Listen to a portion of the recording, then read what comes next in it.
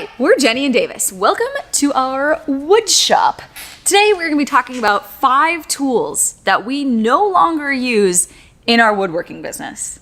As we're growing to build the next big furniture brand, we're realizing that there's a lot of tools that we were super excited to get when we were hobbyists that we just don't use anymore, which is sad because we spent quite a bit of money on those tools. A lot of money on those tools. But we thought that'd be a really cool video just to show you guys some of the tools that we used to use a lot and now we don't really use anymore now that our business has grown. So stick around to see the 5 tools that we have ditched and see if you should ditch them as well.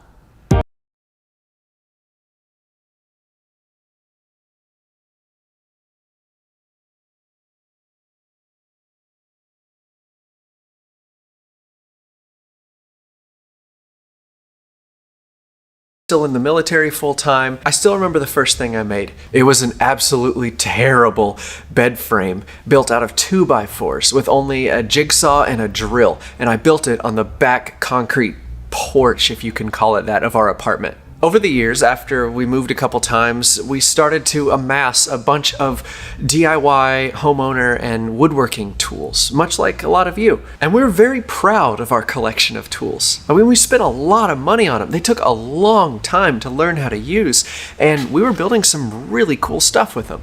But now that we've answered the call to become entrepreneurs and build this business, we realize we've ditched a lot of those tools. And the first tool that we realized we never use anymore was actually our first tool. The jigsaw. This is an amazing tool. Jenny and I made so many projects with this little jigsaw. We even made an entire series of videos on how to build furniture with just a jigsaw and a cordless drill. That's what we started with. We never published those videos. It was a long time ago. Nobody wants to see them. I used this jigsaw to build that bed frame that I kept stubbing my toe on. This jigsaw is kind of a crude tool. And a couple of years ago, it did save the day for us on a custom furniture build, but the way that this blade oscillates and sort of how it cuts is just really rough. And so as we're trying to build luxury, fine furniture, this guy doesn't really have much use. If you know anything about jigsaws, you'll know that they're really good at being able to cut curves. And while we still need to cut curves on our charcuterie boards, it needs to be a little bit better of a cut. So we developed this charcuterie board handle sled, which we'll talk about when we get to another tool here in a minute. But this jigsaw will always have a special place in my heart, even if it doesn't have a place.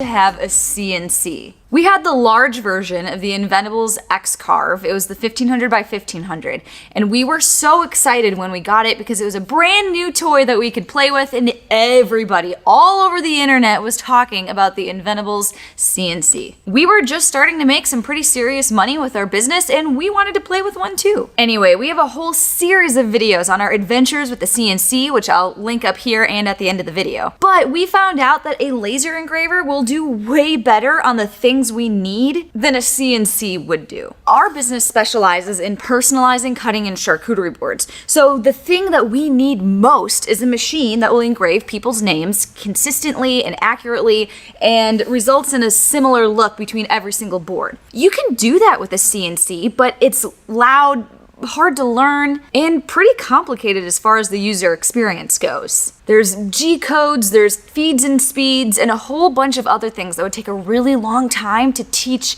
another person how to do. And since we fly through hurricanes with the hurricane hunters in the summer, we have to be able to hire unskilled labor to personalize and ship all of our boards while we're gone flying. And the laser is just hands down the better tool for that. It is honestly so easy, your grandma could do it. Lasers, as far as the user experience is concerned, are years ahead of a CNC. So until we're able to spend $20,000 on a big, nice CNC, we really just don't have a use for one in our shop. Stay tuned, because that day is coming very soon. And I know what you're thinking, $20,000 for a single tool is a ton of money. And managing finances in a business can be pretty overwhelming. That's why we're excited to share with you one tool that we have not ditched. A good business banking platform. North One is an online business banking platform that specializes in helping American small business owners take control of their cash flow.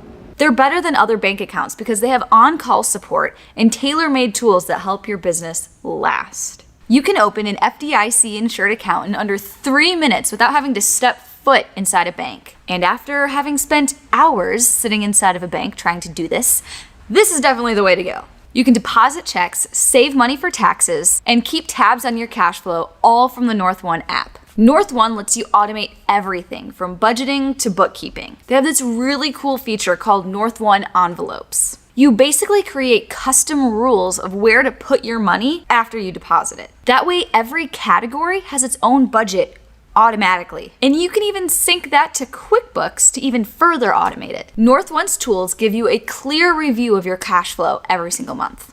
The envelopes feature can also help you save up for big tool purchases by just putting a little bit of money aside every time you deposit. Their higher ACH, wire, and check deposit limits mean that they can handle even your biggest jobs. And even after all that, they're still more affordable than traditional banks. On average, people save $180 a month with North One. They only charge a flat $10 a month fee. That's it, no hidden fees. That includes free ACH transfers, no overdraft fees, and free deposits at over 80,000 locations. Plus, you get access to over 2 million ATMs. If you want to try North One to easily manage all of your business finance needs, everyone who uses our link below will automatically get a $10 credit when they open and fund an account. Guys, North One is the real deal. If you're looking for an easier way to manage your business banking account, give them a shot. By supporting North One, you're supporting us. Thanks.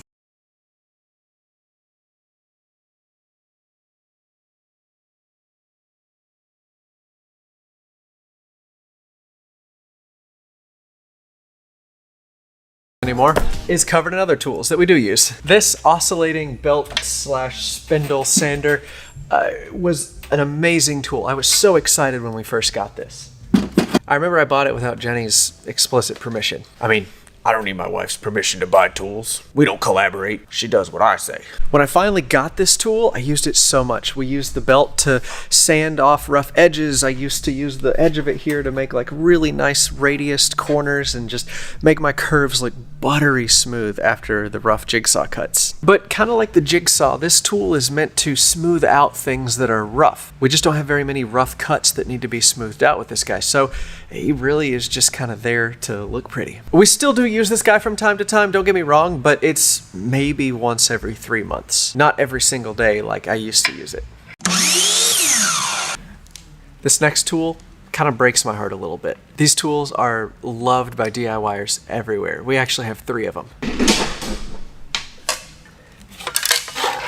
Speed squares, or roofing squares, or I know they're a triangle, but they're called squares. We just don't use these anymore. They're so cool.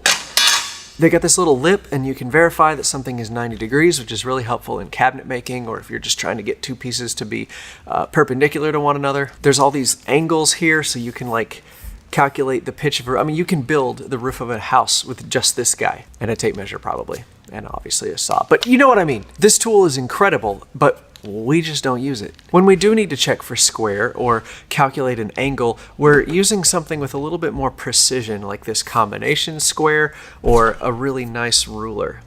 These are great for rough cutting construction grade lumber, but when it comes to like building really nice high quality cutting boards, this again is just too rough of an approximation. We need something a little bit tighter. So we've ditched speed squares.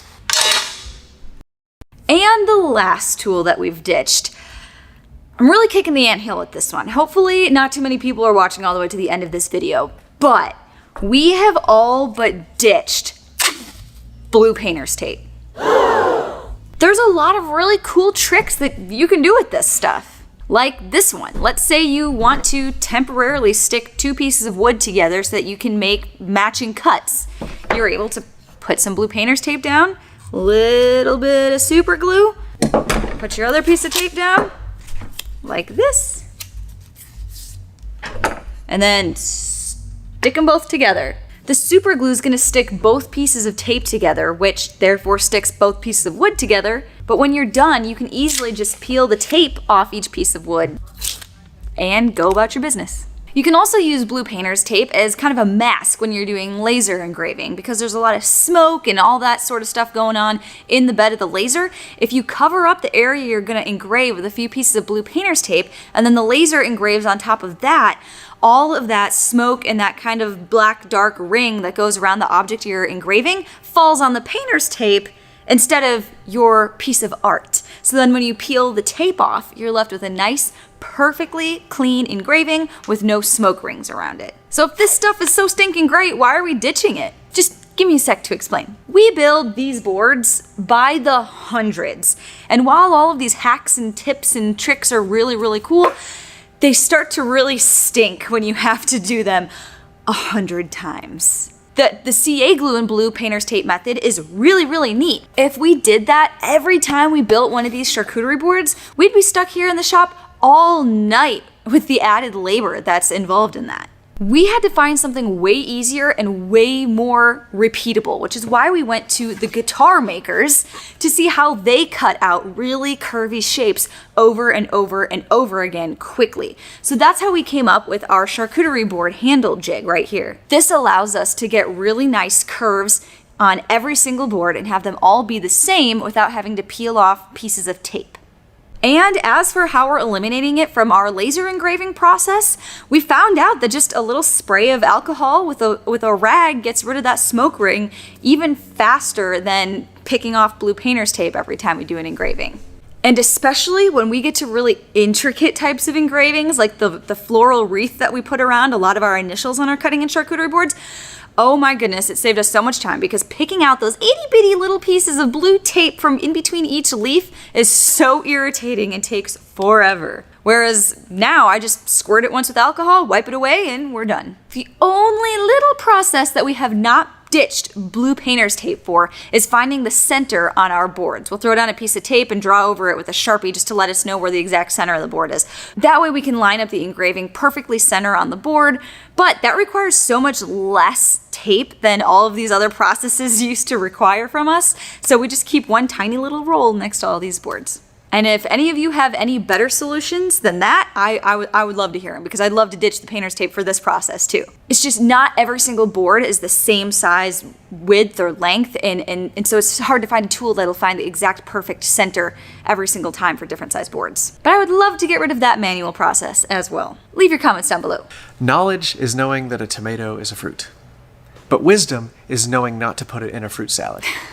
When you start a business or you're building something incredibly complex, a truly skilled craftsman will know when to use which technique, even if the most applicable technique goes against popular opinion or what you would normally do in that situation. And that's what we found with running this business. As we're growing this business bigger and bigger, we're learning that we don't need to amass a huge plethora of tools to be successful. We just need a few that work well, that we take really good care of. We need to specialize and get the correct tool to use for whatever procedure we're doing, instead of depending on tricks or hacks or using tools in ways that they're not originally designed to be used.